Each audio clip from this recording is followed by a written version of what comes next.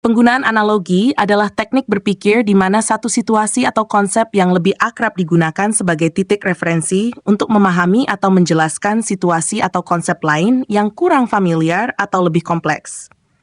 Analogi sering digunakan untuk menjembatani kesenjangan pemahaman dengan menarik kesamaan antara dua hal yang tampaknya berbeda. Tujuan penggunaan analogi. 1. Menyederhanakan konsep yang kompleks. Dengan menghubungkan sesuatu yang kompleks dengan sesuatu yang lebih sederhana atau lebih dikenal, analogi dapat membuat konsep sulit lebih mudah dipahami. 2. Membantu proses pembelajaran. Dalam pendidikan, analogi sering digunakan untuk membantu siswa memahami konsep-konsep abstrak atau teknis dengan hubungkannya ke situasi sehari-hari yang sudah mereka kenal. 3. Membangun argumen. Dalam debat atau argumen, analogi dapat digunakan untuk memperkuat klaim dengan menunjukkan bagaimana sesuatu yang sudah diterima dapat diterapkan dalam konteks yang berbeda. Merangsang kreativitas. Analogi juga bisa merangsang pemikiran kreatif dengan menghubungkan ide-ide dari berbagai bidang atau disiplin ilmu, sehingga memungkinkan munculnya solusi baru. Jenis-jenis analogi. Set analogi struktural. Ini melibatkan kesamaan dalam struktur atau hubungan antara dua konsep. Misalnya, hubungan antara baterai dan mobil listrik bisa dianalogikan dengan perut dan manusia dalam hal energi yang digunakan untuk berfungsi. Fungsional. Analogi fungsional melihat kesamaan dalam fungsi atau peran antara dua hal. Misalnya, matahari dapat dianalogikan dengan bola lampu karena keduanya berfungsi sebagai sumber cahaya. Analogi sebab-akibat. Analogi ini melihat kesamaan dalam hubungan sebab-akibat. Misalnya, kurang tidur si dapat dianalogikan dengan bahan bakar rendah pada mobil, karena keduanya menyebabkan penurunan kinerja. 4. Analogi personifikasi. Ini adalah penggunaan karakteristik manusia untuk menjelaskan konsep abstrak. Misalnya, komputer yang lambat dapat dianalogikan dengan orang yang sedang lelah, di mana keduanya memiliki kinerja yang menurun. Langkah-langkah menggunakan analogi. 1. Identifikasi konsep atau masalah. Mulailah dengan memahami konsep atau masalah yang ingin dijelaskan atau diselesaikan. Pastikan Anda memiliki pemahaman yang jelas tentang elemen-elemen utama dari konsep tersebut. 2. Temukan sumber analogi. Cari sesuatu yang sudah dikenal oleh audiens atau yang lebih sederhana untuk dipahami, dan pastikan ada kesamaan struktural, fungsional, atau sebab akibat dengan konsep yang ingin dijelaskan. 3. Bangun hubungan. Jelaskan bagaimana dua hal tersebut terkait. Buat analogi menjadi jelas dengan menunjukkan persamaan dan perbedaan antara kedua hal tersebut. 4. Uji kekokohan analogi. Pastikan bahwa analogi tersebut tidak menyesatkan atau tidak tepat.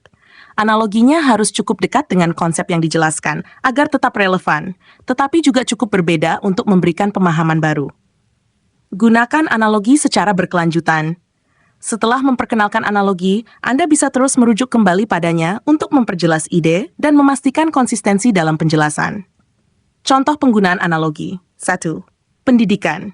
Untuk menjelaskan konsep atom kepada siswa sekolah dasar, seorang guru bisa menggunakan analogi sistem tata surya, di mana inti atom diibaratkan sebagai matahari dan elektron sebagai planet-planet yang mengorbit di sekitarnya.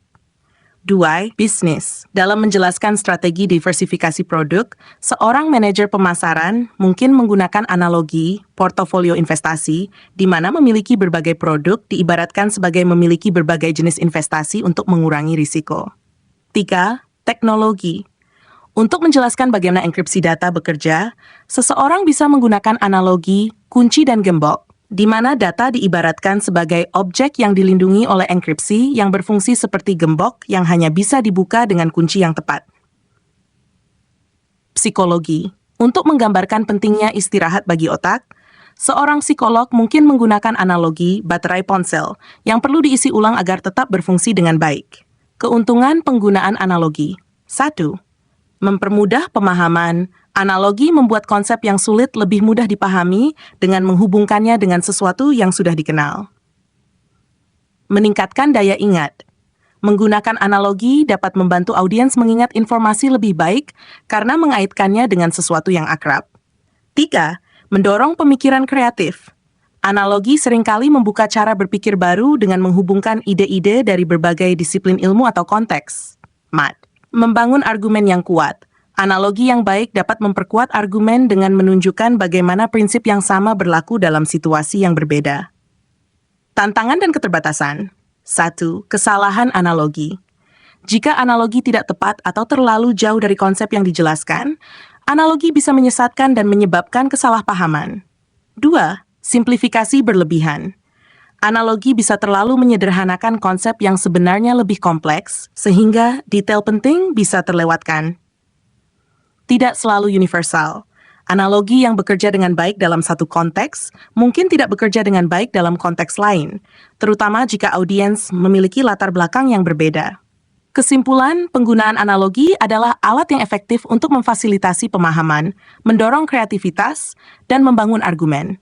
Namun, penting untuk menggunakan analogi dengan hati-hati, memastikan bahwa hubungan yang dibangun tidak menyesatkan dan tetap relevan dengan konsep yang dijelaskan. Dengan pemilihan analogi yang tepat, Anda dapat membuat ide-ide kompleks lebih mudah dipahami dan diterima oleh audiens yang lebih luas. Demikian, semoga bermanfaat.